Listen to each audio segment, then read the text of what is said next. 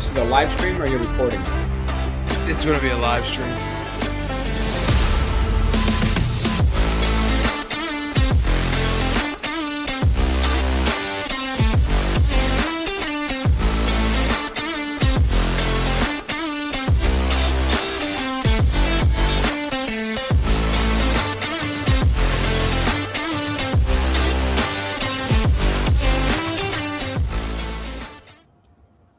Jason, welcome to the Tales of Leadership podcast, man. How you doing?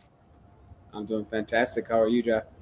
So it's going well. I first apologize for the miscommunication within times, but we were able to make it work, and then also having to reschedule. So thank you genuinely for taking the time out of your day, repetitively, and getting this thing set on the calendar. And if Chris Wheatley, if you're out there in the ether watching this, thank you for making this connection. And I'll start off with, dude, I read and devoured your book that you sent me probably in 5 days, just commuting back and forth to the Pentagon.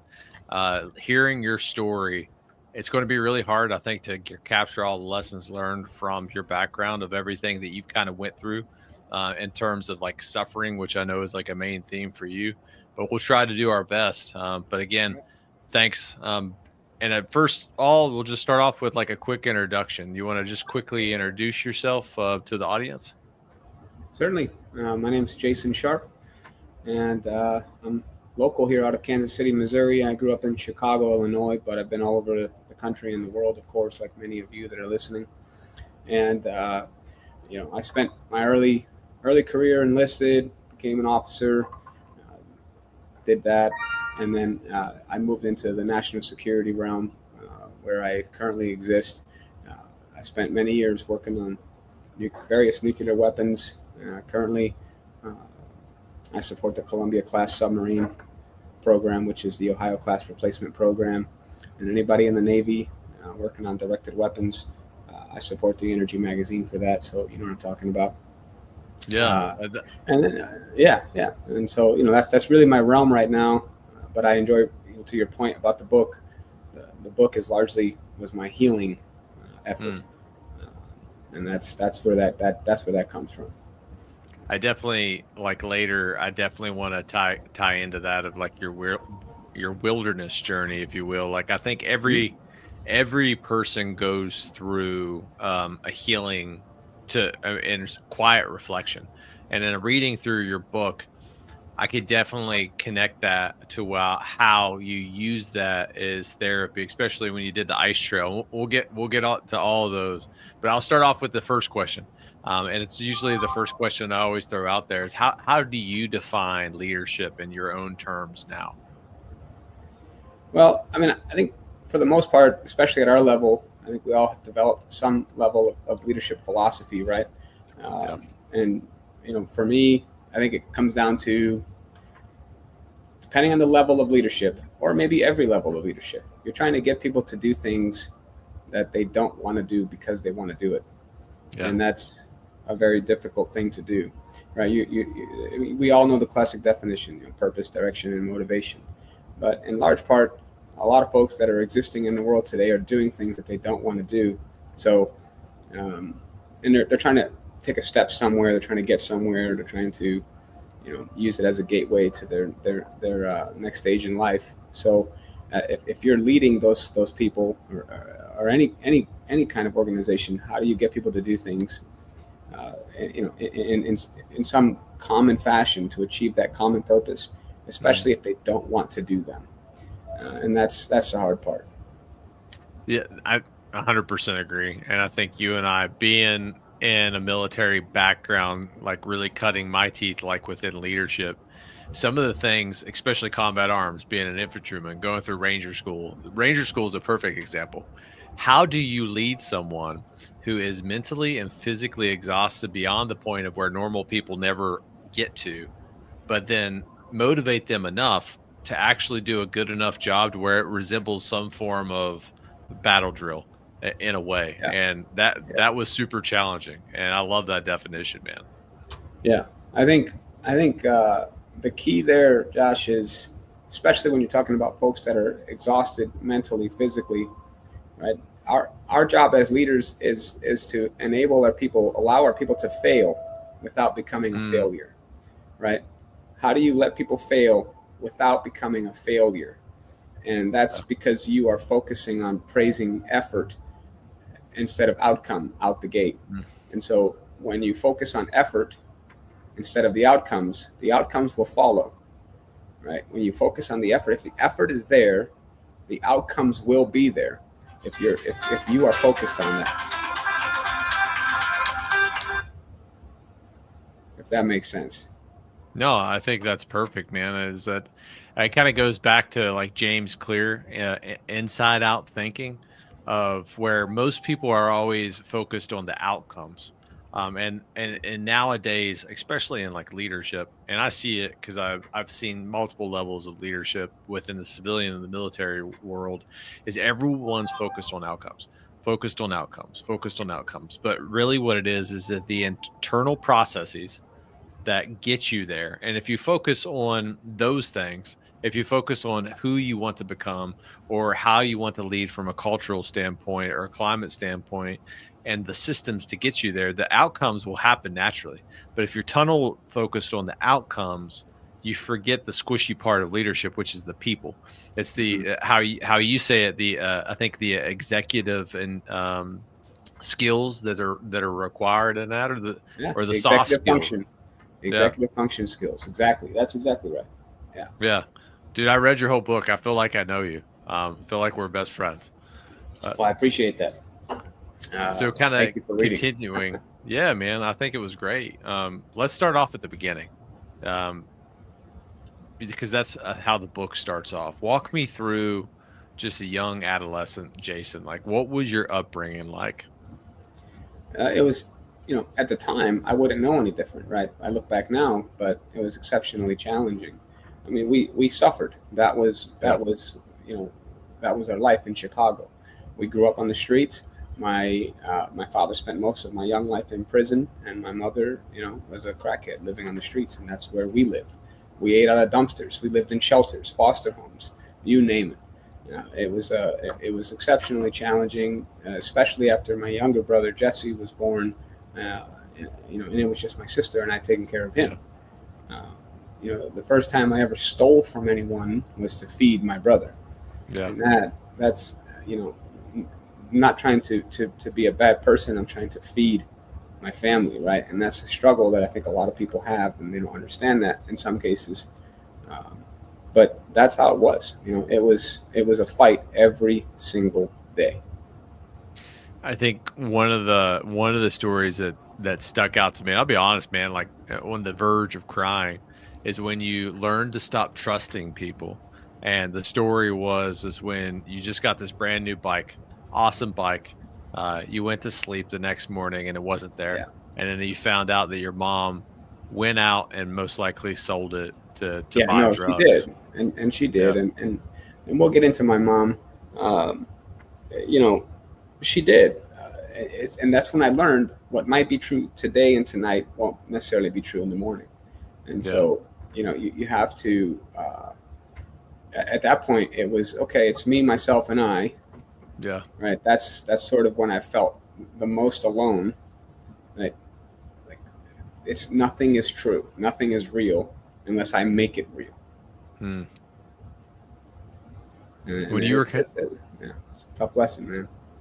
When you were going through that, like one thing that like just struck me is how you were able to have this indomitable mindset through it. And there's definitely some like pivot points, but like that level of suffering, and I think that's definitely going to be a core theme within this episode, tends to have people go down dark rabbit holes. Suffering usually, at least from what I've seen, tends to allow the darkness to creep in, not have light within.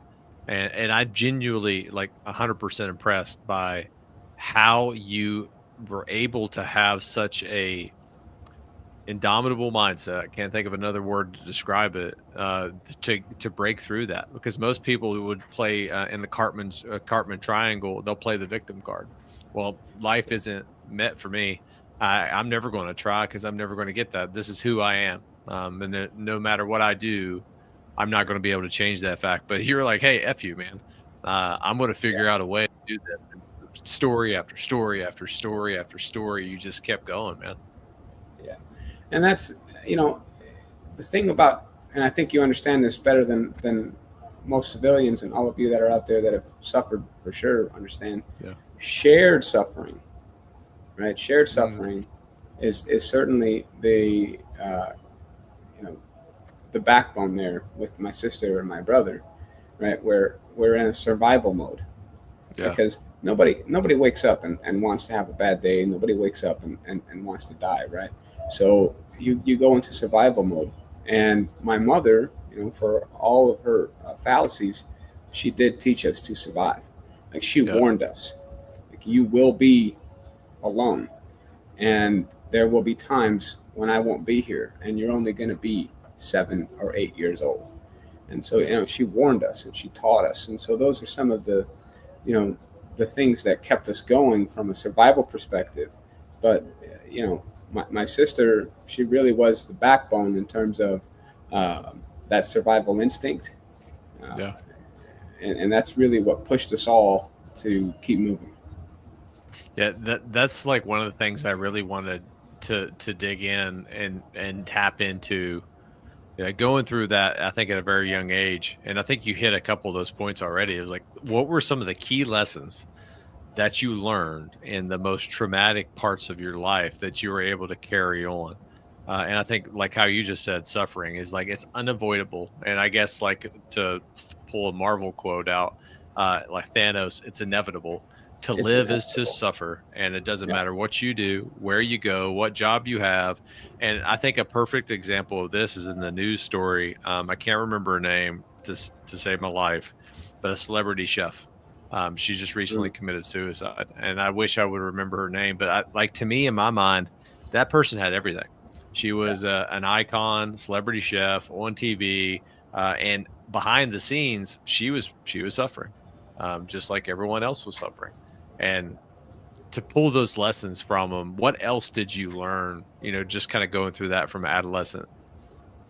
Yeah, I mean, the biggest thing, even at a young age, if I wanted to survive, I needed to say yes to anything and everything. And that's part of a whole conversation about comfort zones and leaving your comfort zone, right? And I literally just said yes, like some random act, somebody randomly saying, well, I don't know you, but they said, look, I'll give you $50 if you come to my basement in the back of my house and you do these things for me. And by that, clean the garage, whatever the case, right? Or it's, by chance, by chance, do you want to come and help me pass out these flyers? I just said yes. And now I call that, recognizing sliding doors, right? Life is full of sliding door events. So that's what I learned to recognize, is to jump through the sliding door and allow every opportunity to unfold, and then I deal with it. So, I never shy away from my faith. I'm just a very faithful person, and I think a lot of that has been driven by some of the experiences I've went through in the military. But I kind of reflect on sometimes when I pray about something, like if Lord, I put me in a position of where I can live with purpose, fill me with purpose. That may manifest in a way of where, and I'm using a real world example right now. I just showed up to a new job. A job that I interviewed for. Within a week, I was told I'm going to Germany, unplanned. All right. And then next week, hey, you're getting a brand new job on this very hot tasker that the Army needs you to go do, and you're going to be gone for the next 120 days in Europe. I was like, all right, let's do it. And I think the standpoint there is that fills me with purpose, because that mission aligns directly to the skill sets that I have. But someone looking outside in, like, man, I'm sorry, that sucks. You're going to be pulled away from your family. But I look at it from a perspective of, like, this is filling my soul. and I can go do a greater good. I'm the right person at the time for this. And if you don't step into that sliding door, like you said, you're never going to move forward. Those are the opportunities. And that's what sets up people who are extraordinary in life and people who just glide, is that they take those opportunities when they come and they don't shy away. Exactly. No, that's exactly right. Because if you want something different for your life, you need to do different. Yeah. Right? You need to be different. And by that, to your point, an opportunity comes your way, you take it. And now, you have the conversation with your family. You have the conversation with your wife, right? You do those things, and you weigh the cost. You do the cost benefit analysis, right? Everybody does that, and sometimes it happens in seconds, right? But once you figure out the difference between, passion. So, for example, passion. Right? We're passionate about a lot of things, but what makes your heart sing is very different. Yeah. So, if you can figure out what makes your heart sing, and if whatever sliding door has opened in front of you and it has made your heart sing, then that's the right answer. That's the right answer. So kind of walking through, your story, where did your childhood turn around? I know there was a couple key mentors that really played a pivotal role, but walk me through that of where you started to build trust again, and find hope, I think is the best word. Yeah, and I'll tell you, I'm a 3-time graduate of anger management.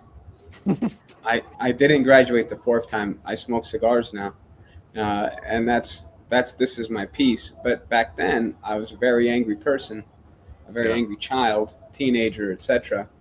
I've been arrested more times than I care to admit. I've been in more fights, street fights, than I like to talk about.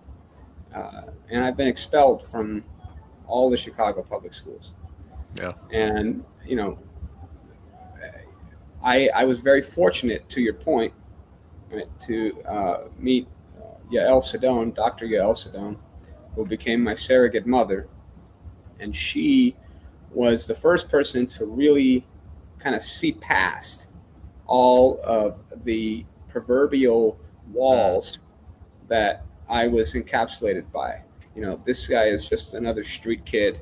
This guy is just another, bum from the street trying to cause trouble. I wasn't causing trouble. I didn't start any fights, right? I stopped them. Or if somebody fought me, I fought them. But I wasn't out there to cause problems, right? And she recognized that. And she was the first person that I really gave my trust to, outside of the family unit, if you will. And that's where it all started, right? Was with Yael. Yeah, there was a couple stories from there. One of which is where you violated trust within an aspect, like a split-second decision. And the story just stuck with me of where, hey, I'm going to slide this money out of this drawer while I'm closing one night, because it was probably, and I'm just because I've been there before, and it reminded me of a story of when my grandmother refused to let me buy Mario go-kart. Like, I wanted this from my Nintendo 64, and be damned if she won't let me buy this thing. And I didn't have money. So my standpoint is like, I'm going to go in there and I'm going to take that $10. I paid for it. And then afterwards, she comes and is like, I'm so disappointed in you, Josh. I'm not even mad. I'm disappointed that you did that. And then, like, the level that it sunk me down to, that is a core memory. And when I read that in your book, it just brought me back to that time. Yeah, that's exactly right. So she actually, that experience, that moment in time and space, was the bedrock for one of the tenets of my leadership philosophy, and which we talked about earlier, letting people fail without becoming a failure. And that's what she did, right? Because I did steal from her, and I just resorted to basic street life. Like, okay, well, so it goes a little deeper. I think there's 2 kinds of thieves in this world. There's meat eaters and grass eaters. The meat eater intentionally breaks the lock to get into whatever it is to steal something. The grass eater is like, oh, look, there's $20 sitting right there. I'm just grab that. And that's what I did. And Yael, to your point, wasn't angry. She was disappointed, and that broke my heart. And she reinforced the fact that all you had to do was say, Yael, can I please have an extra $20? That's all I had to say. And I didn't know that, right? That's not something that I knew. I was 13 years old, and so she reinforced that in my head, and that was the trigger for enabling that trust. But also, right? Okay, I really messed up. Yeah. But it's not over. It's not the end of the world, right? We can fix this, and you can fix anything if you make that mistake. But you need people like that are willing to see through the surface layer and look past and enable you to be successful, as opposed to, okay, you're now a failure forever. I'll share a vulnerable story with you because it definitely resonated. When I took over my platoon in Afghanistan, they deployed with 44 people. The time I took them over, they were down to 27. And I met my platoon sergeant and all my leadership in my platoon at Sergeant Rodriguez's memorial. Just passed away in a complex ambush.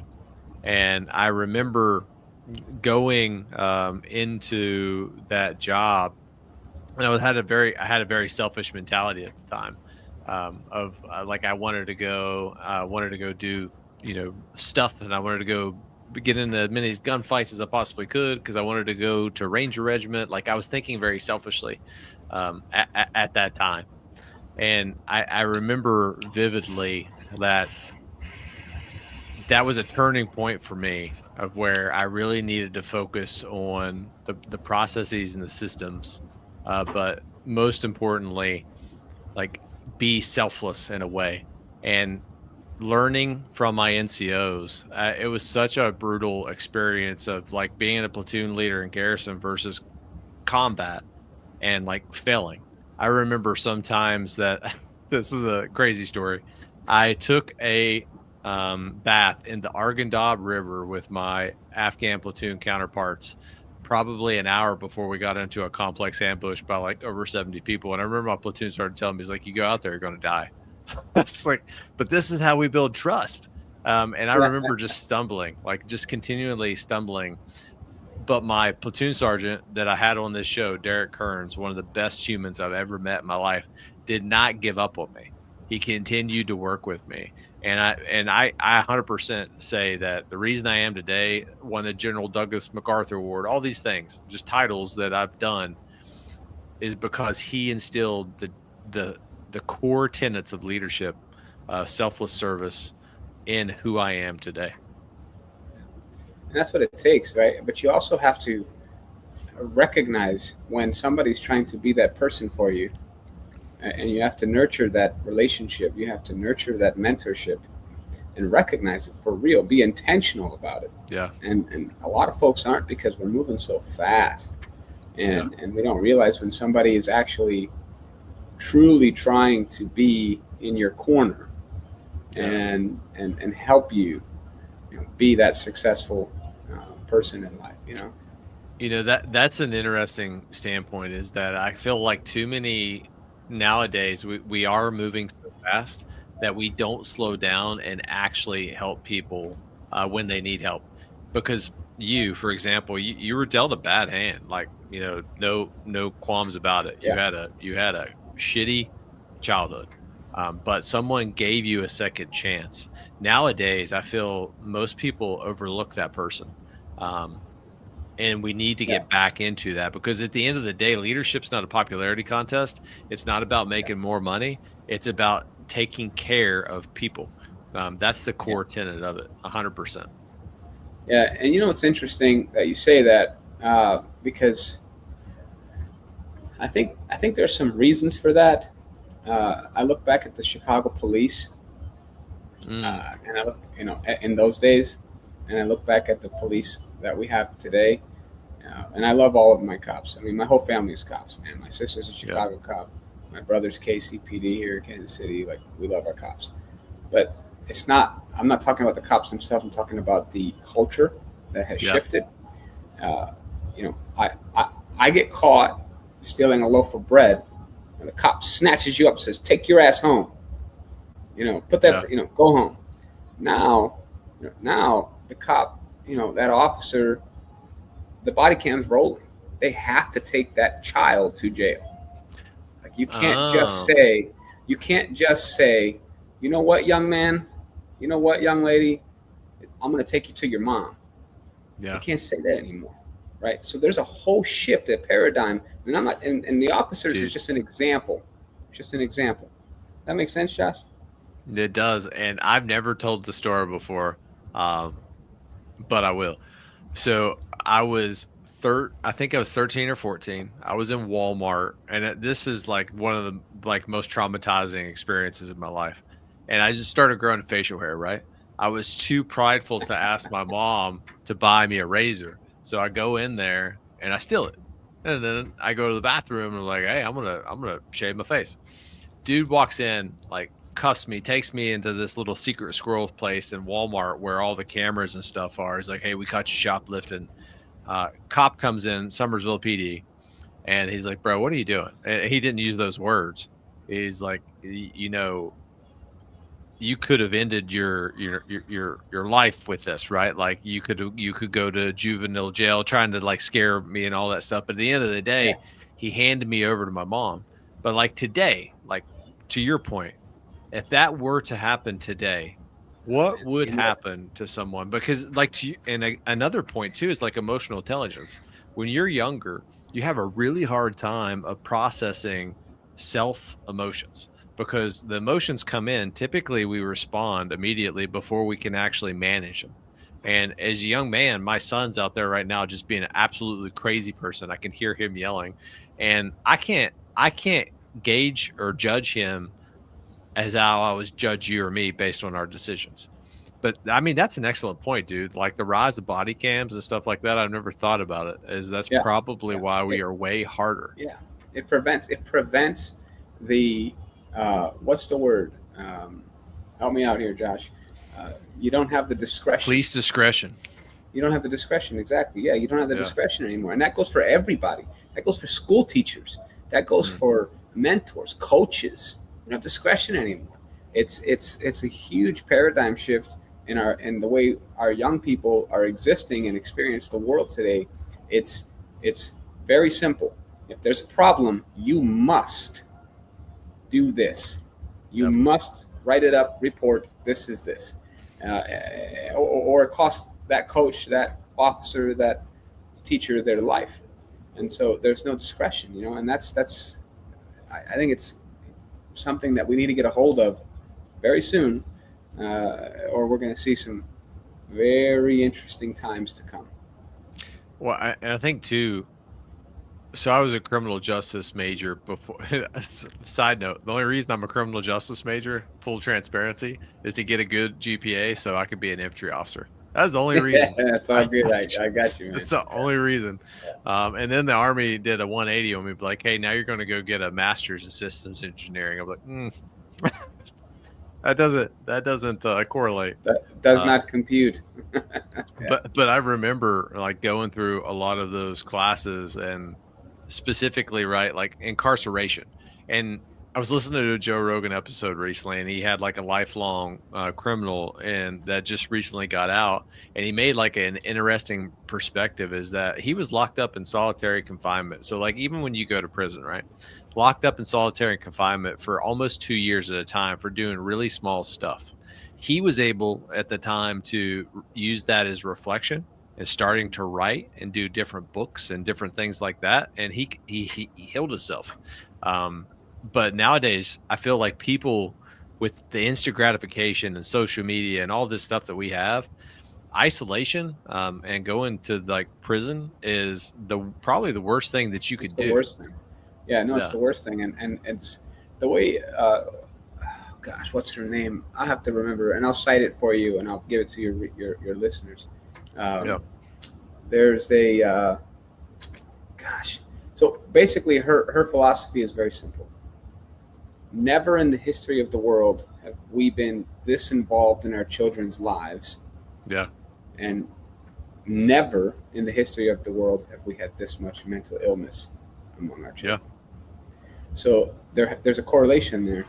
And the interesting thing that we're seeing is our children are not able to solve their own problems. They're not able to act on their own.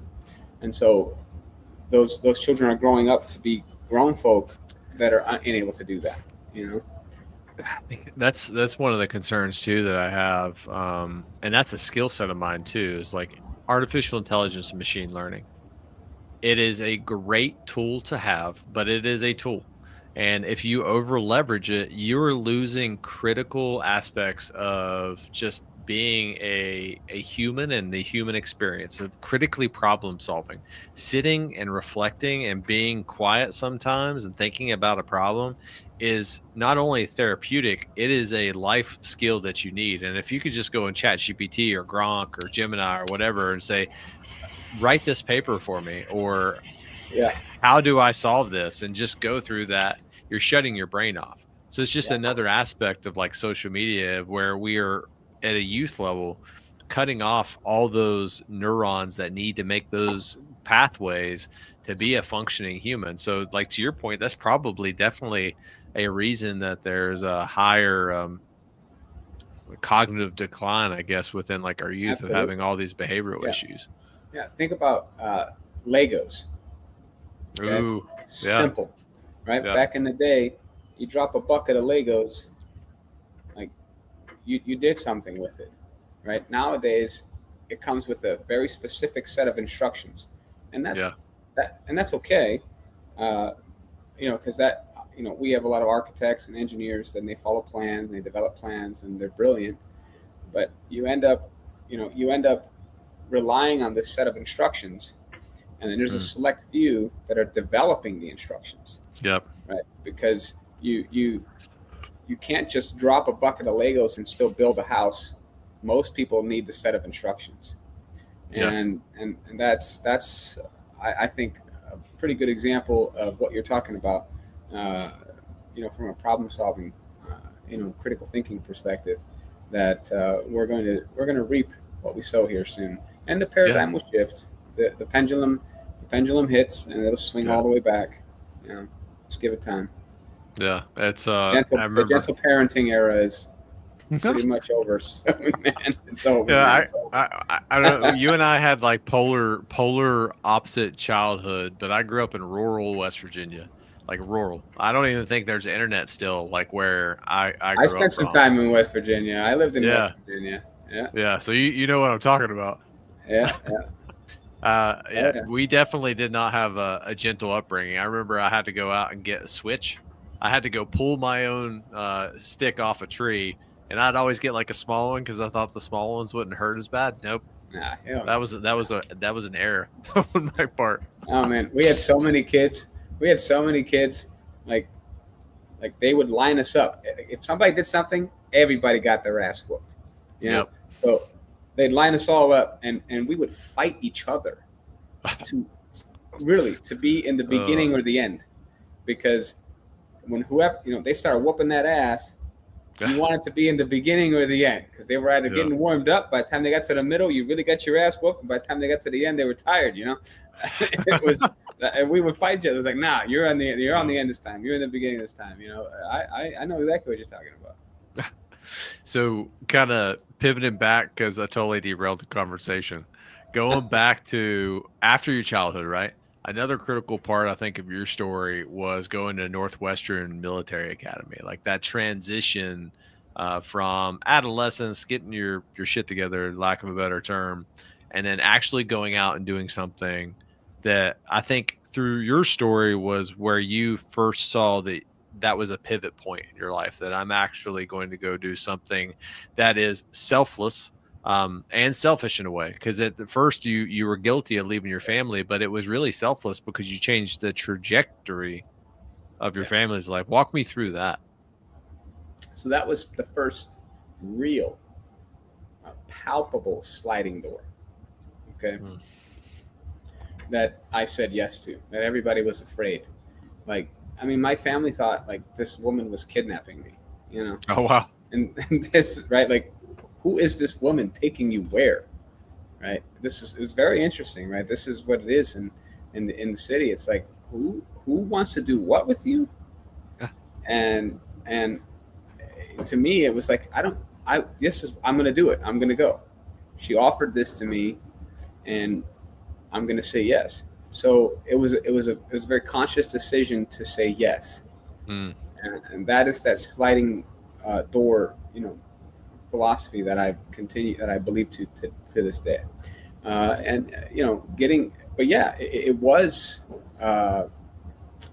It was abandoning my sister and my brother, leaving them to further suffer on their own. And that was very tough, man. It was very, very, very difficult.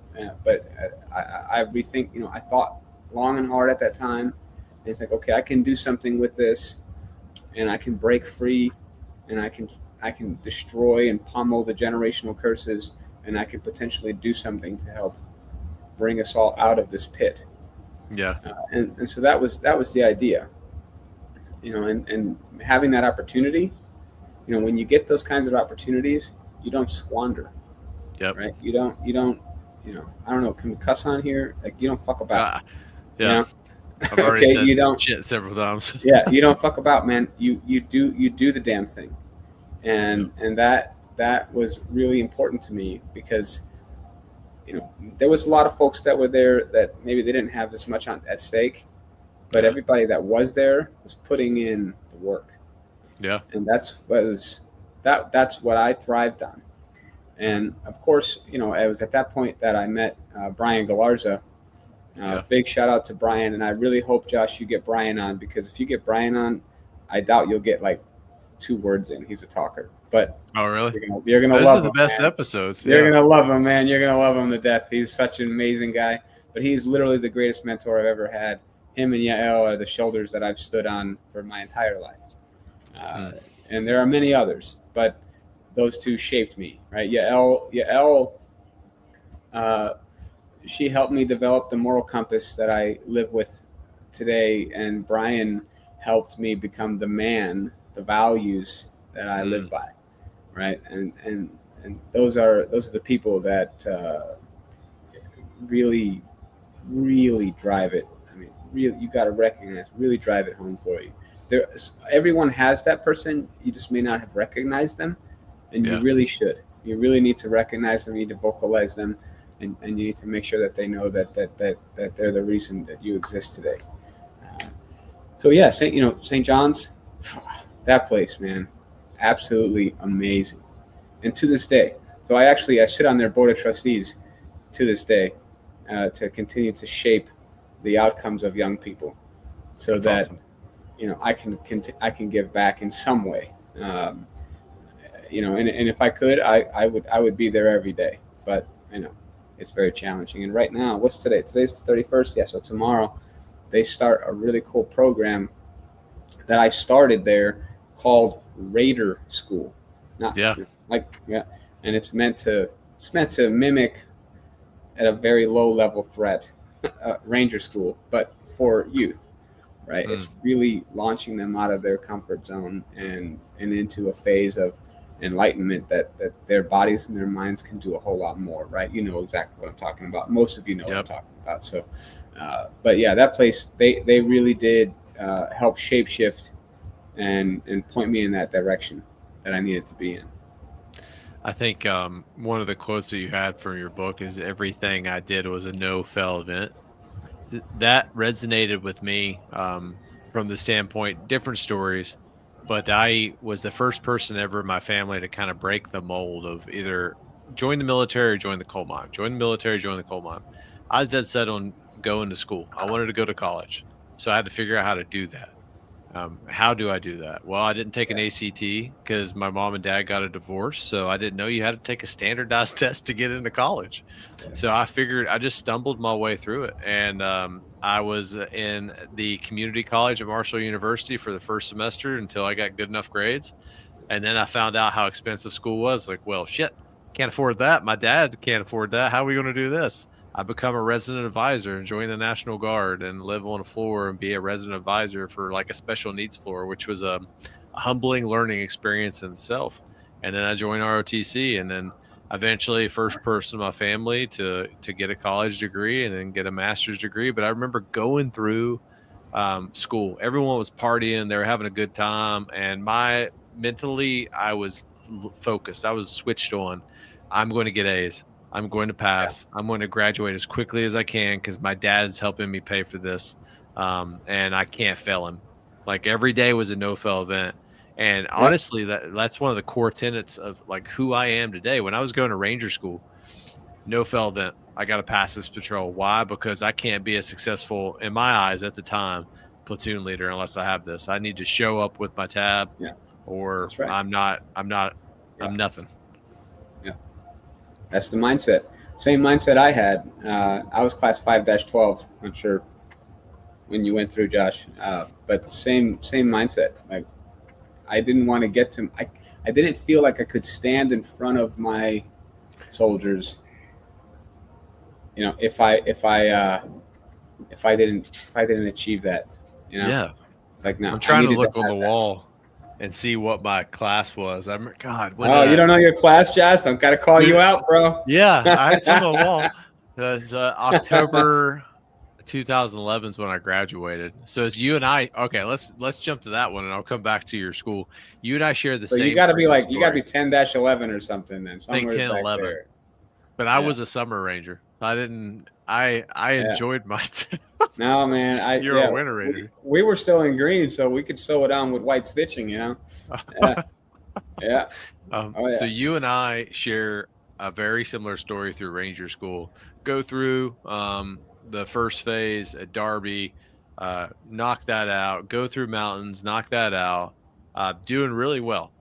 Get to Florida, and it just kicks me in the butt. And then I end up recycling.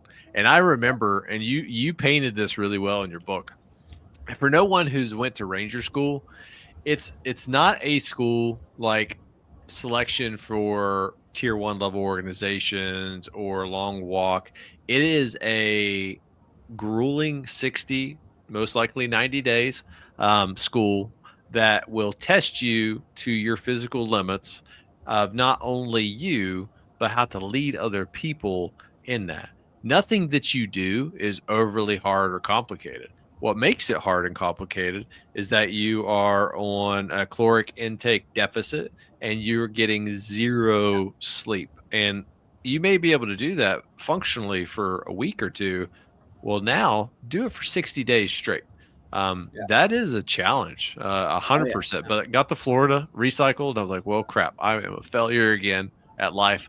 And there was a tropical storm coming through. So you remember in those bays where they had those stairs going up, everyone's care packages were on those stairs, like literally all the way to the 3rd floor. Dude, I gained like 20 pounds over a course of 20 days before the next class came in because of this mess. Yeah, man. I think probably recycling Florida was the most beneficial thing that could have happened to me. Yeah. For probably 2 or 3 reasons. The first is that my Ranger buddy, Todd Patterson, if you're out there, brother, that's another guy. Todd Patterson, you got to get this guy on, man. He's a good guy. This guy broke his Achilles. Oh, wow.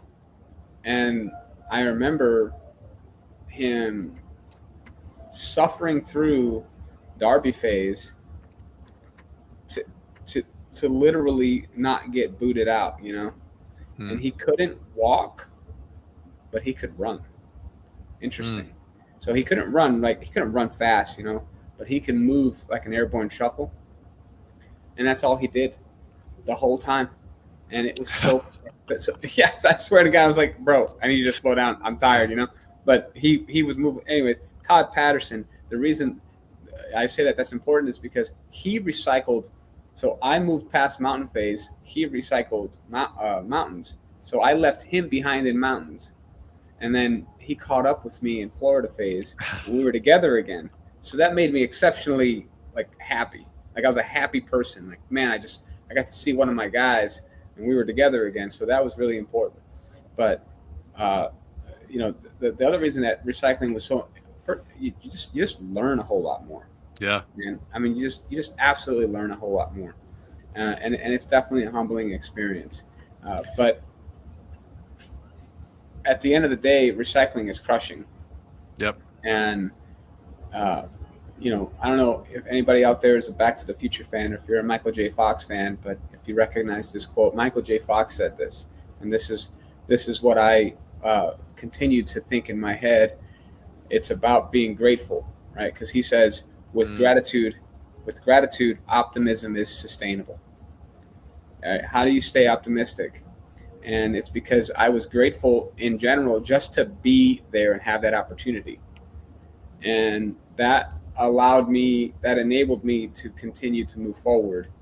And then when I saw Todd and Bryant, my guy Bryant, he and I we're right next to each other in our graduation folder or picture. When I saw those two, like, I was beyond invincible. Yeah. Like, that's what it is. And this just goes all the way back to shared suffering. Yeah. And it's so important. So recycling Florida, hands down, one of the best experiences of my life. Yeah. It was the same, good and bad. Bad because I made a horrible decision, not horrible decision from the standpoint that I married the love of my life. Horrible decision that I went to Eyebolic, and I had 2 days in between before Ranger School, went back home to West Virginia, got married, and then went to Ranger School. Damn. And then my wife was working in Huntsville or Huntington, West Virginia at the time as a nurse. And she was tracking when I was going to graduate. She was going to come move out with me in Phoenix City. And I call her, like, standing there in the line, like, babe. She's like, and she's all excited. She's like, hey, when you coming home? I was like, ugh. Not coming home, honey. Did you quit your job already to come? Yes. I was like, okay, well, good and bad news. Good news is I love you. You're married to me, so that's good. Bad, I failed. I want to be here for another 30 days. Yeah, it sucks, man. Yeah, that sucks. It definitely sucks. Yeah, it's crushing, man. Like from a manly experience, memory experience, like crying. Yeah, that was a moment in time and space when I sat there on that wet, sopping ass log, drenched. And I'm sitting there thinking. They called me for my patrol, and I'm like, "Fuck, I got to get this right." I got to get this right. You also had actions on, right? Santa Rosa Island. Oh yeah, man. We had a good time, bro. That's the hardest one to have, and you got to go time, on that. Man. So congratulations. Yeah. We had a good time. Well, it wasn't me that got to go, right? It was the collective. And that's what was good about it, man. I remember the moon. I remember it was such perfect lighting. It was just beautiful, man. Like, it was such an epic experience. Absolutely. So, and I wouldn't have had that had I not recycled. I went to when I was stationed at Fort Polk, Louisiana. I went to Destin, Florida, with my family for a vacation. Dude, I was so lost mentally of where I was in Florida when I was going through Ranger School. I had no idea that Eglin Air Force Base was right there, and Santa Rosa Island is right there. Yeah. We're driving in, and I'm like, this looks very familiar, and I start getting like flashbacks. It's like, and I look it up. It's like, that's Ranger School. I don't want to go here on vacation anymore. Let's find another location. Yeah. Oh, man. All right. So back to your story, right? Like going through the academy, you rise to the Corps of Cadets, which is like no small feat in itself. But there was a specific story in the book that I think there's a valuable lesson in of where you caught someone. I think it was selling tobacco on your floor. Walk me through that story and walk me through the lesson that you learned. So it's interesting because as I smoke a cigar right now, right? Yep.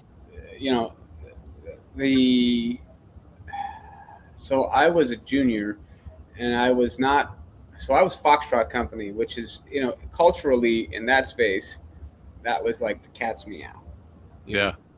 And Brian Galarza was our TAC. It was amazing. We had such a great year, great experience. And my entire intention was, okay, I'm gonna hopefully I'll become the commander of this Foxtrot Company. That's my goal. Well, what's his name? His name was like Levian or something, I believe. It's right in the book. I'm pretty sure. I'm sorry, Levian, if you're out there, bro, and you're listening, man. I hope you're okay. But he was probably one of the most arrogant SOBs I ever met. And back then, this is another paradigm shift, and I won't go off topic too much, but we had 11 and 12-year-olds up to 18-year-olds all in the same group. Okay. Oh, wow. So nowadays, everybody's separated. Nowadays, you got 7th graders are all in the same company, 8th graders are all in the same company, right? But back then, everybody was together. And so, and it helped those young people, in my opinion. It helped the youngins grow up faster, right? Yeah. Now everybody's just afraid that they're going to get hurt, so they separate them. Well, back then, it was my responsibility to protect these youngins. And this guy continued to bring chewing tobacco. And look, I smoke cigars. I've never had a cigarette a day in my life. I've never popped a chew. I've never smoked a joint, but I'll smoke a good cigar. And, but this guy, he kept selling these kids this tobacco on my floor.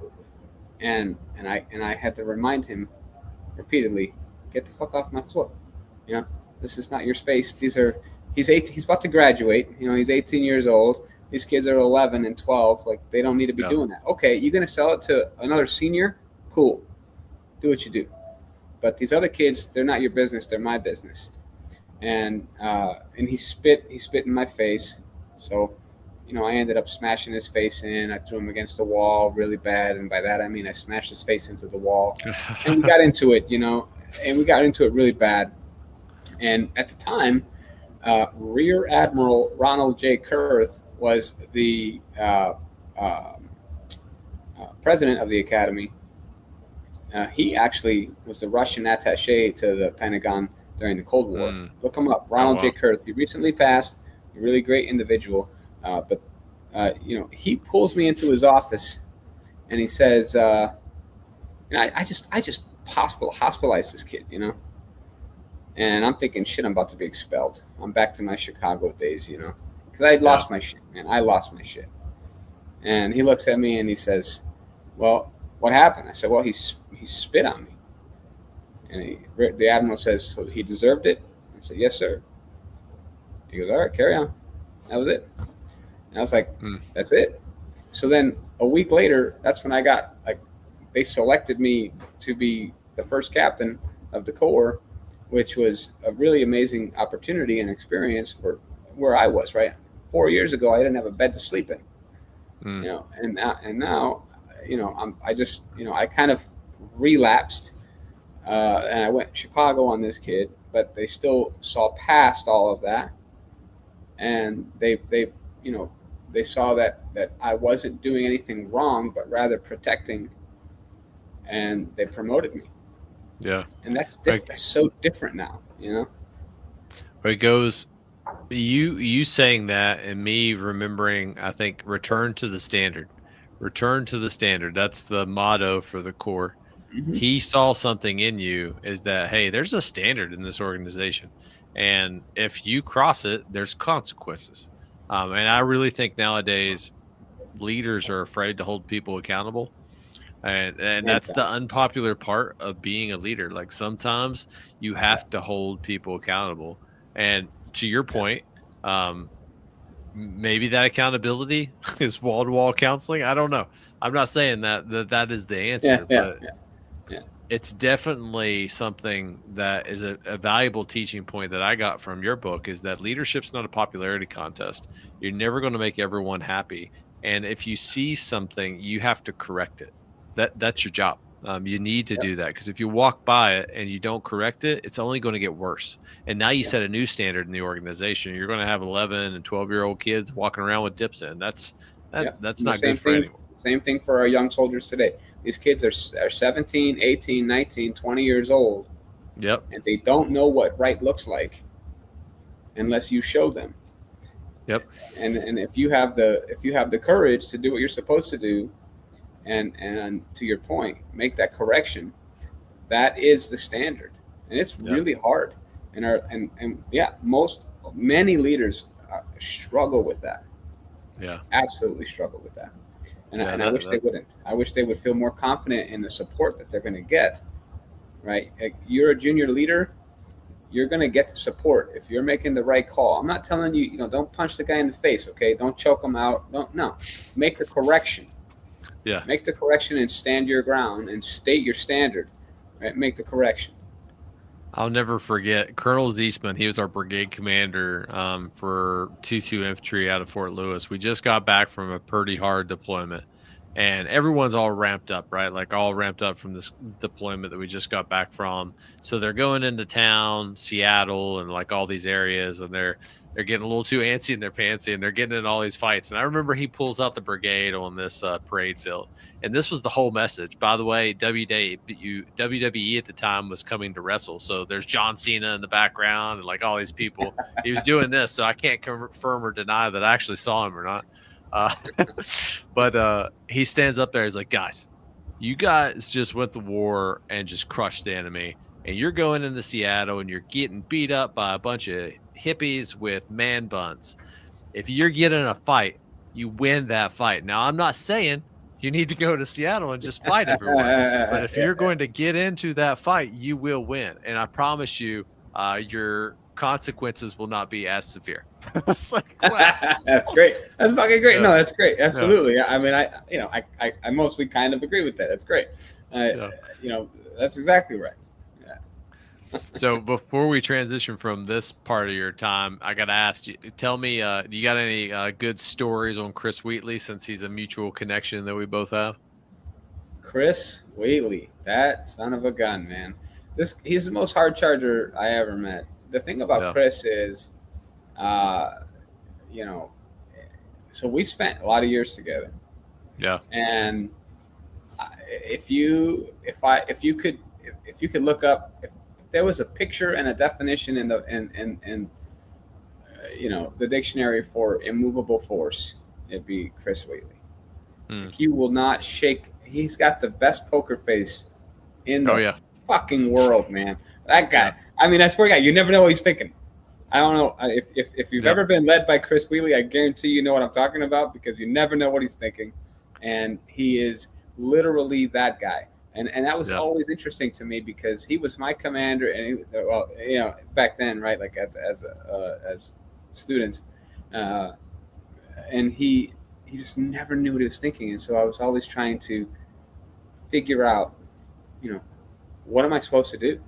But Chris and I, I think he gave the nickname he gave me. Well, I had a couple of nicknames, but he called me the Enforcer, because I love it. All he had to do was kind of look, and then I would go enforce. But he was that guy. He was a solid, from the moment I met him, the most stand-up, solid individual that you just wanted to follow and respect. Yeah. And again, that poker face. So I don't know. He ever tell you about his, some of the fights we had back then, and his jaw getting broken? No, he didn't tell me about any of that. Yeah, man. We got into some riffraffs, and I'm not calling you out, Chris, man, but I had your back, bro. I had your back, and unfortunately, he had his jaw wired shut, and I ended up locking myself in, and me, G, and everybody, like, handling the business, if you will. But Chris stood his ground. Didn't matter what was going on, what was at stake. He always stood his ground. Yeah. And that's what made me really really enjoy being around Chris. Yeah. I served with him when I was in Task Force 2 at Fort Polk under JRTC, and at the time, I went to go be a company walker, which essentially means I was shadowing company commanders through these rotational exercises, but I never had company command. So I had like an imposter syndrome almost away. Hey, I'm a captain, but I've never been a company commander. And I would never tell them that until after the rotation. Like, oh, surprise, I've never been a commander. But I want to tell you how you can man, improve. if you told me that shit, I'd be like, fuck. Yeah, exactly. You wouldn't listen. So at the end, after I did the AR, I shook their hand like, hey, by the way, I've never been a commander yet, but thank you for all the lessons because I'm going to implement them. Yeah.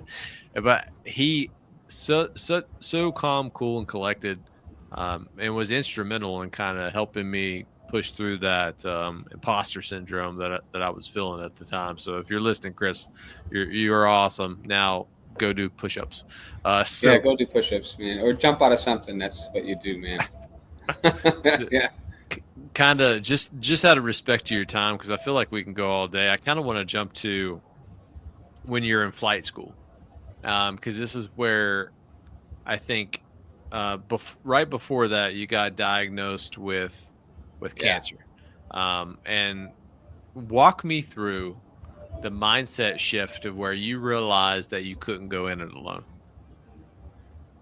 Well, I struggled for a long time personally. So first of all, surviving out of Chicago, even coming through Yael and Brian and St. John's and the crew, I still felt like it was still on me and me alone. Yeah. And so that was a mindset that I kept for a long time. And, you know, when I got accepted to flight school, I said, fuck it. I'm going to do it. I'm going to do it despite what's going on. And, you know, it wasn't the best decision I ever made, you know, but to me, it was no one can defeat me. I had, you know, and it was only me. But what I realized as this illness continued to destroy my body, I needed to rely and lean on more and more people. And it's kind of choking me up, man, because, you know, that wasn't who I was at that time.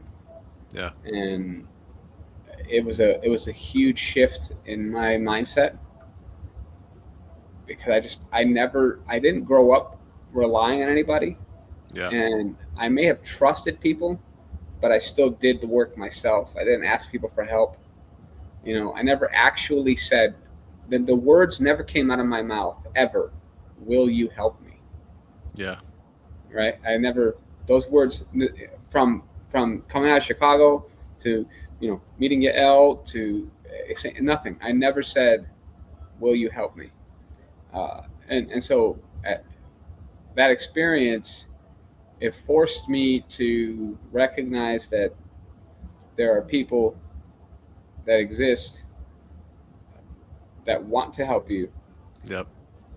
And I could, you know, I could either be defeated by this, or I could say, okay, you know, it's time. Yeah. This is not working anymore. Like, you certainly cannot do this shit on your own. Yeah. And it happened, man, and it did, and it wasn't a thing that just it wasn't like a gradual. It was like a flip of a switch, you know, and it just hit me. And it was at that point that I let everybody in on the news, and I told everybody, and I hadn't even told Yael that I was sick, you know, because I didn't want anybody to think anything. I was so secretive about my illness, ultra secretive. It was like the most best kept, top secret, Q clearance, fucking Sigma 15 shit you ever, you know, like ever. And I don't know why, you know, I don't know why I did that. I look back now, I'm like, I don't know why I kept it a secret. I just felt that it was mine. It was mine alone and no one else's. And I didn't want to ask anyone for help. Yeah. So, you know, once I crashed my car. Yeah. Trying to drive home from chemotherapy by myself. Which just blows my mind, man. And it also blows my mind that you were going through chemotherapy and flight school. So that was a whole time. So we were talking about flight school. Yeah. So I didn't. So I thought. So I was done. So when I went to flight school, I had finished my first set of treatments for chemo. I was supposed to be in remission, and it turns out that I wasn't. And it turns out that I had the tumor was still there, and it was still crushing my lung, and I was still operating at like 40%. But I was still kicking those aviators' asses, man. I was smoking them. But I was in much better shape, you know. And I'll tell you what, I did struggle. I struggled like a motherfucker through Dunkirk. Like I could not swim, and I was like drowning. I don't know if you ever been through Dunkirk, you know, where you're in the hull, then you have to get out of the seatbelts and stuff. Yeah, and then you got to pass the big swim test and all that shit, you know. But man, I was not a good, you know, my lungs were not there for that, you know. So, but you know, like that was a struggle, man. It was a huge struggle. And that taught me the many lessons, but most of which was, you know, people are there for you, and again, they're offering their support, and we're the ones saying no. So I learned don't say no to myself, rather let other people say no to me, you know, and that was a big shift, big mindset shift, big lifestyle shift for me, because I was not that guy, man. I did not ask anyone for help. I was not that person, but I had to. You know? I think that's like the powerful wisdom in this. As crazy as it is, and literally you almost dying, and going through flight school and crashing your car and having to go through the therapy again, and having an exercise bike in your room. Yeah, I needed it. That was my therapy, man. That was my therapy. That's the only thing that kept me from wanting to hurt people. You know, it blows my mind. Like, because I put myself in that position, I would, and like you too, I grew up not relying on other people. Like, hey, if I'm going to go to college, I'm going to figure this out. If I'm going to go do this thing, I got to figure this out.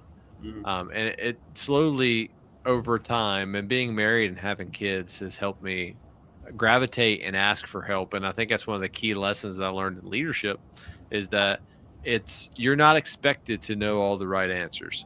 And the only way that you're going to close the distance, especially with your team and relationship building, is to ask questions and be humble enough to open up to other people.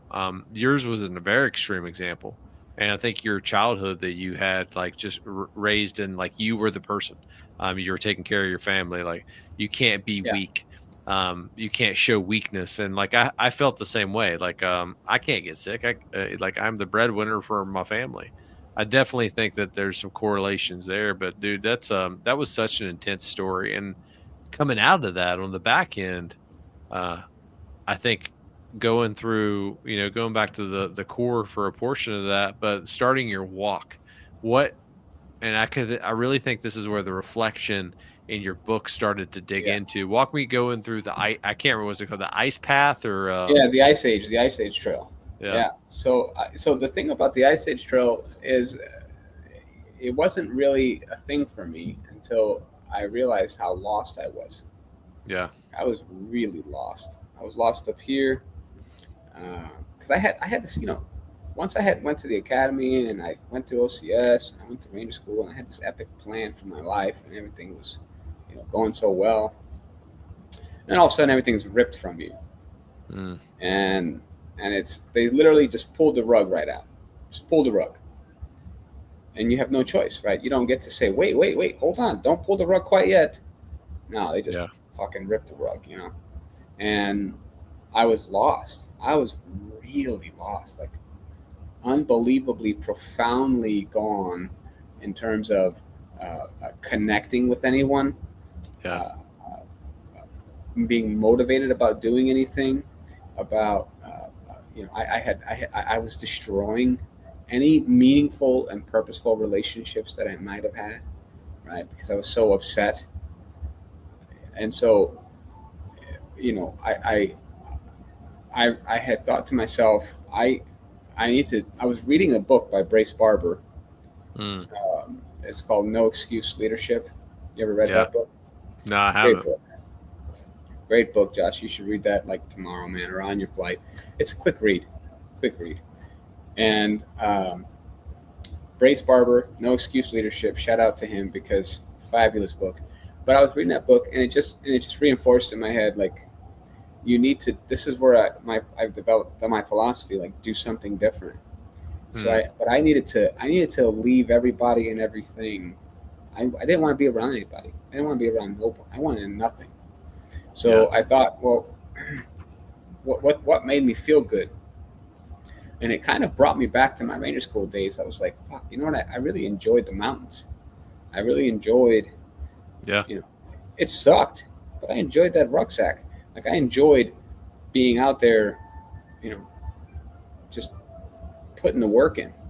Yeah. And I remember, anybody that's gone through any sort of, training, air, whatever, you get in your head, whether it's Ranger School, whether it's airborne, whether it's air assault, whether it's selection, you get in your head, and you get a lot of time to think. Yep. And I felt like I needed that, and so I developed this plan to leave. And I did that, right? So I started this plan, and I said, okay, well, I'm gonna, and I made it the way I rationalized it was I spent a year prior to the walk. I had spent 6 weeks inside in my stem cell transplant and all my operations and all that crap. So I said, I'm a year away from that. I'm going to spend 6 weeks outside. Right. And, I needed to put the past behind me, both figuratively and literally. Yeah. So I did that. And I planned this, it's a 1,000-mile hike across the state of Wisconsin. And I was very meticulous, in my planning. And I called all kinds of places all throughout Wisconsin. And I said, hey, can I, because I calculated my calories, how much intake would I need, and how much could I carry. Weight to calorie ratio became very important. It's macadamia nuts and peanut butter. Man, bro, a single macadamia nut, it's like 250 calories. It's wild. Like, if you get a legit macadamia nut from Hawaii, legit 250 calories, man. It's beautiful. That's crazy. So, yeah, exactly, right. And so I did all that, man, and I venture out, and I needed space. I probably spent a total of 200, 300 miles, like, not seeing a single person. It's therapeutic. Just me. And that helped me get in my head. Like, I don't have my phone on me. I'm not scrolling stories and shorts and all that shit. None of that was happening, man. I was reading books. I was writing. That's when I first started writing my book. I was, just all of that. And that's really when I figured out that I needed to leave and I needed to do something dramatic and different. And that's when I decided to put my name. So going back to the book, No Excuse Leadership by Brace Barber, he founded a company called Orion Talent. Seriously, it's in the back of if you find the original book, in the back of that book, it says Orion Talent, taking Rangers from the battlefield to the boardroom. That was the motto. Swear to God. So I said, fuck it. I'm gonna drop my resume, and I'm gonna put my resume on Orion Talent. And they fucking called me. That's crazy. They called me, man, and they brought me to Kansas City, and I interviewed, and I got selected at the Kansas City National Security Campus, and that's literally what sparked, like, kind of threw everything in motion, because I listened to my soul, right? I enabled myself to escape and do something different, and that's what I needed to do personally. Maybe that's not for everybody, but that's what I had to do. And that experience, man, taught me a lot of lessons. But the groundwork is really doing different. Grounding yourself, listening to your soul, and executing, right? You got to go and have a high risk posture and go and do it. You know, you and I share that too. I hiked the Appalachian Trail. That's why I got to ask you why you chose not to do that, because you're so close during Ranger School. There's just a level of like detailed, meticulous planning that goes into that. Like having these stops every 60 miles, calculating what you need, what gear do you need during the times and seasons. How are you going to sleep? Maybe in the summer you want to do a hammock, and then when it gets colder, you want to go into a tent, and like all these things. But there was just a beauty about it. Like every spring break, and that's how I did it through college. I'd go hike the Appalachian Trail, but I didn't really understand the power of reflection until after I got my master's degree. I was still mentally burdened by a couple soldiers that I lost during my company command. It was just eating at me. Because you lose soldiers in combat, you can justify that to yourself. But when you lose soldiers in garrison to completely tragic accidents, you know, you eat at yourself. Like maybe I wasn't the leader that they needed. And I had a job and a blessing at the time. And that's why I think COVID for me was a blessing of where I teleworked. And I really started reading books on how to journal. Because I first started this, I was like, dude, this is like foo-foo crap. It's not going to help me. I started journaling, started asking the right questions. And dude, it just started pouring out of me, like pouring out of me. And I remember sitting there crying like a little baby because I was going through all these things, and it's a healing that a lot of people nowadays just don't fully understand. And to your point, you had a way more impactful story than I did. And being able to pull that out, finding that little cabin with the 2 rooms, starting to journal in your ice bath, man. That was my space, man. That was my space. Yeah. That's amazing, dude. And that's to your point. Like that's what happens, right? You have to allow it to happen, and you have to look for it, and you have to let it happen. You know, but it's not going to realize unless you actually go out and do something dramatic. And I don't mean take your life or go shoot up a store. I mean go do something truly inspirational for yourself. Find your soul, right? Like really get out there and have a talk with your soul. I always line it like this because I'm a visual guy and I'm an infantry officer. So I like to keep it simple, stupid. I always joke that I'm 1 degree away from being a Marine. I think of it as head, heart, hand alignment. Head, can I see it? Do I understand it? Heart, is there emotional or intrinsic motivation that is actually making me do this thing? Or am I just doing it because I have to? Because if I can align it and I can see it and I can feel it, then I'm just going to naturally do the work. And too often nowadays, people are just going through the motions and they don't have that alignment. You have to create alignment in life. If you have purpose, passion plus purpose plus perspective, then you have precision.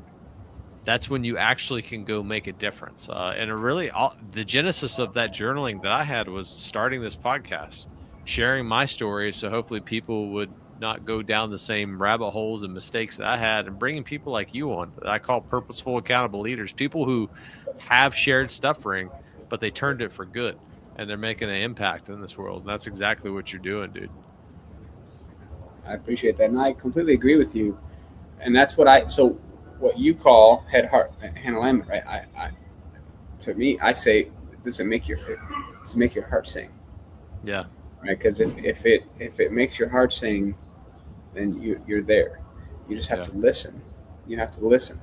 And we're not doing that. And everybody needs to. Doesn't matter what's going on in your life. Take a moment, have an executive session with your soul, right? And figure out what makes your heart sing, because it's very different from the things that you might be passionate about. It's very different. And if you're not listening, it's gonna be a tough fucking life, man. It's gonna be real tough. Yeah. And especially if you have, a family and you got children, a partner. You are the bedrock. Both sides. It's your responsibility to figure out what makes your heart sing so you can make everyone else's heart sing. Yeah. That's your responsibility. And that's my responsibility. Jason, this is bittersweet. Bittersweet is that this may be one of the last podcasts I get to record in like the next 4 months because Uncle Sam calls. But as he does. I think this has been a phenomenal episode. So last question for you, brother, is how can our listeners connect with you and how can they contribute to your mission? Find your book. Best way to connect with you. Well, if you're in the Kansas City area, certainly just come out and see me. You can look me up online, any of my websites. I've got sharpleader.com. That's where my book is. We have learntosuffer.com, and then we also have our cigar lounge, because we have a cigar lounge out here. And then, so if you're in the Kansas City area, I'm very reachable. My book is available on Amazon. It's also on Audible. It's called Eyes Wide Open, Learning to Suffer. So check it out. If you reach out to me first, I can get you a free copy. I'll ship any of your listeners, I'll ship you a free copy. My team will handle it. Just let us know. Don't buy it on Amazon. Don't buy it to the website. Just message us and we'll get you a copy. Okay. Because it's especially if you're listening and you really want to enjoy the book, we'll get you a copy. But other than that, reach out anytime. All of my info is online. You can't miss me, and I would love to share a cigar with you at any point in time, especially if you're in the Kansas City area. Please come out and play. I travel a lot to Chicago, Milwaukee area, and some other areas for the other work that I do. So don't hesitate to reach out. I'd certainly love to hear from any of you that are listening. Jason, it's been a distinct pleasure, and I really mean that, man. Like going through, and I've definitely slowed down with podcasts of where I want to be way more intentional and actually read the book and get to know the people that I'm bringing on.